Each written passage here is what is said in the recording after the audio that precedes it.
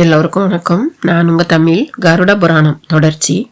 இப்போது கருடன் மகாவிஷ்ணுவை பார்த்து, பகவானே, இறக்கும் தருவாயில் இருக்கும் ஒருவன் என்ன செய்ய வேண்டும் என்று கேட்க, கருடனே, முதலில் கோமியத்தால் நன்றாக மெழுகப்பட்ட இடத்தை தேர்ந்தெடுக்க வேண்டும்.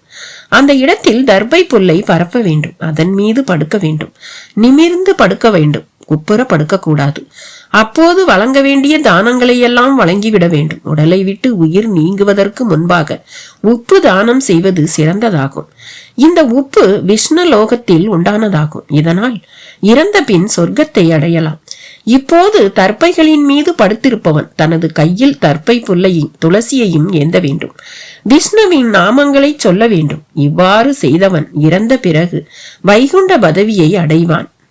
கருடனே, தானம் செய்வதற்கு நாள் பார்த்து கொண்டிருத்தல் கூடாது. பிறகு பார்த்து கொள்ளலாம் என்றும் இருக்கக்கூடாது. வாழும் காலத்திலேயே தானங்களை செய்துவிட வேண்டும். யார் யார் எவ்வளவு காலம் இருப்பார்கள் என்று யாரும் அறிய மாட்டார்கள்.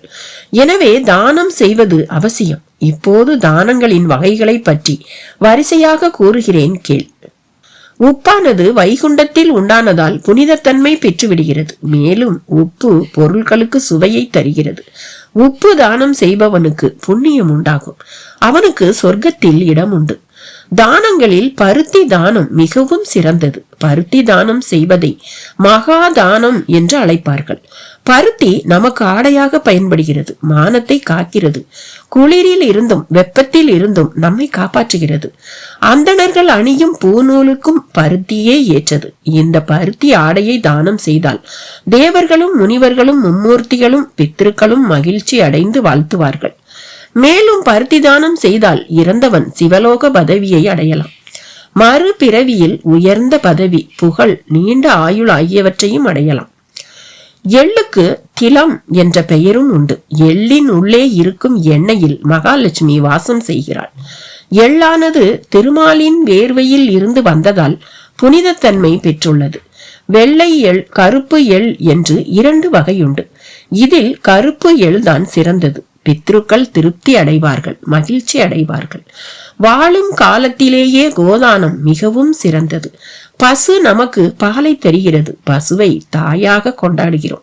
காமதேனுவின் அம்சமாக பசு இருக்கிறது. பசுவில் எல்லா தேவர்களும் தேவதைகளும் இருக்கிறார்கள். பசுக்களை காப்பது ஒரு உத்தமமான தர்மம் என்று வேதம் சொல்கிறது. மகாலட்சுமியின் முழு சாநித்தியமும் பசுவிடம் இருக்கிறது. பசு தானம் பெறுபவர் சாதாரணமானவராக இருக்கக்கூடாது. வேதத்தை முழுமையாக கற்றுணர்ந்தவருக்கே பசுதானம் வழங்க வேண்டும். நில தானத்தை பூமி தானம் என்றும் சொல்வோம். ஒரு இடத்தை வேதம் கற்ற அந்தணருக்கு தானம் செய்தால் குடியிருக்கவும் வேதம் ஓதவும் வேள்வி செய்யவும் பயன்படும். இந்த நில தானத்தையும் வேதம் கற்றறிந்தவர்களுக்கே வழங்க வேண்டும். பஞ்சபூதங்களில் ஒன்றான பூமி நமக்கு தாயாவாள். பூமி தானம் ஒருவனுக்கு பாவத்தை போக்கும். பூமி தானம் செய்தால் பூமி எத்தனை அடி ஆழம் உள்ளதோ அத்தனை ஆண்டுகள் சொர்க்கத்தில் இருக்கலாம். பொன்னானது லட்சுமிகரம் வாய்ந்தது. பொன் தானம் செய்தால் யமலோகம் செல்லும் போது தடையின்றி செல்ல முடியும். தேவர்களும் பித்ருக்களும் மகிழ்ந்து நன்மையை செய்வார்கள். தானியங்கள் பல வகைப்படும். அரிசியை தானம் செய்வது சிறந்ததாகும். இதனால் இறந்த பின் ஜீவன் பசி தாகம் இன்றி யமலோகம் செல்லும். கடலை, மொச்சை, எள், கொள், பயிறு, துவரை, கோதுமை ஆகிய 7 வகை தானியங்களை தானம் செய்தால் அவனது புண்ணிய செயல்களை யமனது அருகில் இருக்கும் தர்மத்வஜன் என்பவன் எடுத்து கூறுவான். காலனுடைய எல்லாவித ஆயுதங்களும் இரும்பினால் ஆனவை. கூடாரம், முசலம், சூரிகை, இரும்பு தண்டம் ஆகியவை யமனது ஆயுதங்கள் ஆகும். இரும்பை தானம் செய்தால் யமன் மகிழ்ச்சி அடைவான். யமதூதர்கள் இரும்பு தானம் செய்யும் இடத்துக்கு வர அஞ்சுவார்கள். யமனுடைய தூதர்கள் காண்டாமிருகன், அவுதும்வரன், சம்பரன், சார்தூலம் ஆகியோர் ஆவார். இந்த யமதூதர்கள் இரும்பு தானம் செய்தால் மகிழ்ச்சி அடைவார்கள். தாளம் குடை தானம் மிகவும் சிறந்தது. குடை தானம் செய்தால் யமபுரிக்கு செல்லும் வழியில் நிழலாக இருக்கும். இதனால் ஜீவன் சிரமமின்றி யமலோகம் செல்லும். தீப தானம் செய்தால் யமபுரி செல்லும் வழியில் இருள் நீங்கி வெளிச்சம் உண்டாகும். தீப தானம் செய்தால் யமபுரியில் மேடு பள்ளம் இல்லாத நல்ல வழியில் செல்ல முடியும். தீபதானம் செய்ய சில காலங்கள் சிறந்தவை. அவை ஐப்பசி, கார்த்திகை, மாசி ஆகிய மாதங்களாகும். சதுர்த்தசி திதி அல்லது பௌர்ணமி திதி அல்லது இறந்த திதி ஆகிய ஏதாவது ஒரு திதியில் தீபதானம் செய்யலாம். யானை தானம் செய்வது மிகவும் உயர்ந்ததாகும். இந்த தானம் செய்தால் நமது வினைகள் நீங்கும். யமபுரியில் தடையின்றி செல்லலாம். குதிரை வேகமாக ஓடக்கூடியது. குதிரை தானம் செய்தால் யமபுரியில் தடைகளை விரைவாக கடந்து சிரமமின்றி அடைய முடியும். யமனது வாகனம் எருமையாகும். எருமை கிடாவை தானம் செய்தால் யம பயம் நீங்கும். வெற்றிலை பாக்கு தானம் செய்தால் யம தூதர்களால் தொல்லை நேராது. மலர்களை தானம் செய்தால் யம தூதர்கள் மென்மையாக நடந்து கொள்வார்கள். உயிர்களின் எல்லா அவயங்களிலும் அனைத்து தேவர்களும் இருக்கிறார்கள். உயிர்களுக்கு தாயாகவும் தந்தையாகவும் குருவாகவும் ஸ்ரீ விஷ்ணுவே இருக்கிறார். நிலம், நீர், தீ, காற்று, ஆகாயம், பொன், தானியம், தேன், நெய், பசு, யாகம், அந்தனர், இந்திரன் ஆகிய எல்லாவற்றிலும் ஸ்ரீ விஷ்ணுவே இருக்கிறார்.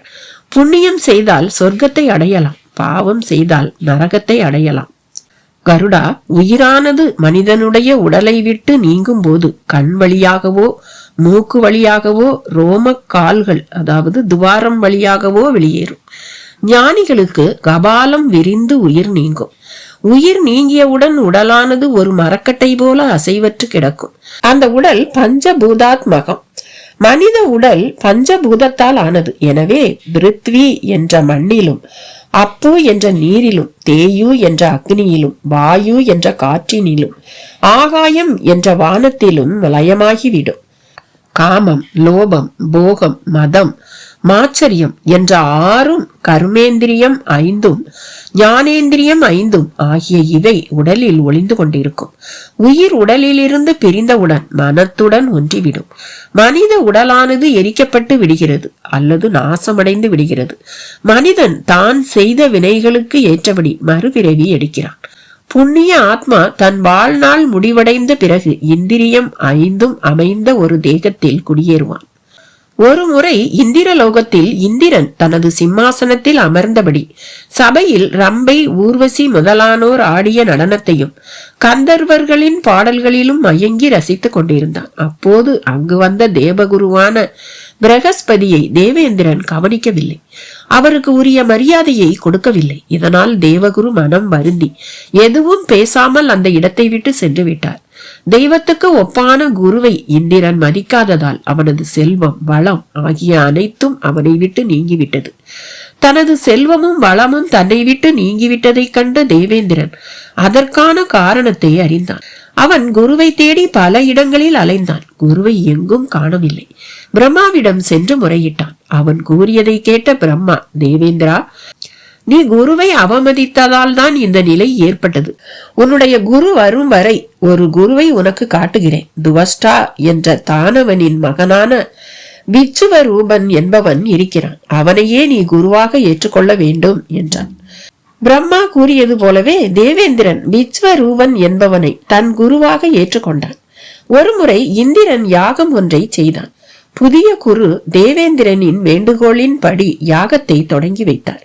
அத்துடன் சூழ்ச்சி செய்து தன் குலத்தை சேர்ந்த தானவர்களின் நலனுக்காக மந்திரத்தை சொல்லி வேள்வி செய்தான்.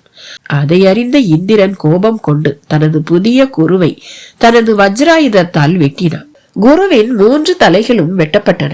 ஆனால் புதிய குருவின் தவ வலிமையால் சோமபானம் செய்யும் ஒரு தலை காடையானது. சுராபானம் செய்யும் தலை ஊர்க்குருவி ஆனது. அன்னபானம் செய்யும் தலை கிச்சன பறவை ஆனது. தனது குருவை கொன்றதால் இந்திரனுக்கு பிரம்மகத்தி தோஷம் பிடித்தது. இதை கண்ட தேவர்கள் அவனது தோஷத்தை நீக்க ஒரு வழியை கண்டுபிடித்தனர். பெண், மண், நீர் ஆகியவற்றை வேண்டி இந்திரனுடைய தோஷத்தை பங்கிட்டு கொடுத்தார்கள். அதற்கு அந்த மூவரும் இந்த தோஷத்தை எவ்வாறு பங்கிட்டுக் கொள்வது என்று கேட்டார்கள். அதற்கு பதில் கூற வந்த தேவர்கள், நீரிலே உள்ள தோஷம் நுரையாக கழியும், மண்ணிலே உள்ள தோஷம் ஊவராக கழியும், பெண்களுக்கு உள்ள தோஷம் பூப்பாக கழியும் என்று கூறினார். இதனால் எங்களுக்கு என்ன பயன் என்று 3 பேரும் கேட்டார்கள். பெண்கள் கருவிருக்கும் வரையில் கணவரை மருவி மகிழலாம். மண் அகழ்ந்த குழி தானே நிறையும், நீர் இறைக்க இறைக்க சுரக்கும் என்று தேவர்கள் கூறினார்கள். இதன் மூலம் இந்திரனை பிடித்த பிரம்மகத்தி தோஷம் நீங்கியது. பெண்களிடம் சேர்ந்த தோஷம் மாதவிலக்காக அமைந்தது. அந்த காலத்தில் அவர்கள் 4 நாட்கள் விலகி இருக்க வேண்டும். 5ஆம் நாள் வீட்டு வேலைகளை செய்யலாம். 6ஆம் நாள் முதல் 18ஆம் நாள் வரை இரட்டைப்பட நாட்களில் கணவனுடன் கூடி மகிழ்ந்தால் ஆண் குழந்தை உண்டாகும். இரட்டை நாளில் சேர்வதால் பிறக்கும் மகன் குணம், தனம், பக்தி, தர்மம் ஆகிய அனைத்திலும் உயர்வாக விளங்குவான். 5ஆம் நாள் முதல் 8 நாட்களுக்குள் கர்ப்பம் தரிக்கும் காலமாகும். இந்த காலத்தில் பெண்கள் இனிப்பு பதார்த்தங்களையே சாப்பிட வேண்டும். காரமான பொருட்களை தொடக்கூடாது. ஆண்கள் சந்தனம், மலர்கள், தாம்பூலம் ஆகியவற்றை தரித்து கொண்டு மங்கையருடன் சேர வேண்டும். அவ்வாறு சேரும்போது ஆணின் சுக்கிலமும் பெண்ணின் சுரோனிதமும் சேரும்போது பெண்ணின் வயிற்றில் கரு உண்டாகும். ஆணின் சுக்கிலம் அதிகமாகிவிட்டால் ஆண் பிள்ளை பிறக்கும். பெண்ணின் சுரோனிதம் அதிகமாகிவிட்டால் பெண் பிள்ளை பிறக்கும். சுக்கிலமும் சுரோனிதமும் சம அளவில் இருந்தால் குழந்தை அலியாக பிறக்கும். ஆணும் பெண்ணும் சேர்ந்த 5ஆம் நாள் கர்ப்பம் தரித்தால் ஒரு குமிழி உண்டாகும். அது 14ஆம் நாளில் தசையுடன் சிறிது பெரிதாக காணப்படும். 20ஆம் நாளில் மேலும் சிறிதளவு தசை உண்டாகும். 25ஆம் நாளில் இது மேலும் வளர்ந்து 1 மாதம் முடிந்ததும் பஞ்சபூதங்களின் சேர்க்கை உண்டாகும். இவ்வாறு சிறிது சிறிதாக வளரும் போது 2ஆம் மாதத்தில் தோல் உண்டாகும். 3ஆம் மாதத்தில் நரம்புகள் உண்டாகும். 4வது மாதத்தில் ரோமமும் உடலில் வெளிப்புற வடிவமும் உண்டாகிறது. 5வது மாதத்தில் காதுகள், மூக்கு, மார்பு ஆகியவை உண்டாகும். 6வது மாதத்தில் கழுத்து, தலை ஆகியவை உண்டாகும். 7வது மாதத்தில் பிறப்பு உறுப்பு உண்டாகும். 8வது மாதத்தில் எல்லா அவயங்களும் உண்டாகி ஜீவனும் உண்டாகிறது. 9வது மாதத்தில் ஜீவன் கழுமுனை நாடியில் இருந்து கொண்டு தனக்கு ஏற்பட்டுள்ள புதிய பிறவியை நினைத்து வருந்தும். 10வது மாதத்தில் பிறக்கும். பஞ்சபூதத்தாலான இந்த உடம்பில் 5புலன்களும் 10 வித நாடிகளும் 10 வித வாயுக்களும் உள்ளன. பிராணன், அபானன், வியானன், உதானன், சமானன், நாத கூர்மம், கிரகம், தேவதத்தம், தனஞ்சயன் என்பவையே அந்த 10 வாயுக்கள். மனிதனின் உடம்பில் 6 வித கோஷங்கள் உள்ளது. சுக்கிலம், எலும்பு, நீர், நரம்பு, ரோமம், ரத்தம் என்பவைதான் அந்த 6 வித கோஷங்களாகும். உடலில் உள்ள ஒவ்வொரு பகுதியும் ஏதாவது ஒரு பஞ்சபூத தொடர்பை கொண்டுள்ளது. தோல், எலும்பு, ரோமம், சதை, நகம், பிரிதிவி, மண், உமிழ்நீர், சிறுநீர், சுக்கிலம், புன்னீர், ஊநீர், அப்பு, நீர், பசி, தாகம், துக்கம், சோம்பல், காந்தி, நெருப்பு, விருப்பம், கோபம், பயம், வெட்கம், மோகம், உடல் இறுக்கம், சுற்றுதல், ஓடுதல், கை கால்களை இயக்குதல், வாயு, சப்தம், எண்ணம், கேள்வி, ஆகாயம், இடை, பிங்கலை, சுழிமுனை, காந்தாரி, கஜ சிம்மகி, பூஜை, யச்சு, அலாபு, குரு, விசாகினி ஆகிய 10 நரம்புகள் உடலின் முக்கிய நாடிகளாக உள்ளது. மனிதன் உண்ணும் உணவு மற்றும் திரவ பொருட்களை வாயுவே அந்தந்த பகுதிகளுக்கு கொண்டு செல்கிறது. வயிற்று பகுதியில் அக்னி, அதற்கு மேல் தண்ணீர், அதற்கு மேல் உணவு ஆகியவை வரிசையாக உள்ளது. அக்னி விரிவடைய வாயு உதவுகிறது. உடலில் மொத்தம் 3.5 கோடி உரோமங்கள் உள்ளது. பற்கள் 32 உள்ளது. நகங்கள் கை கால்களில் மொத்தம் 20 உள்ளது. கூந்தலில் உள்ள முடி 27 கோடி உள்ளது.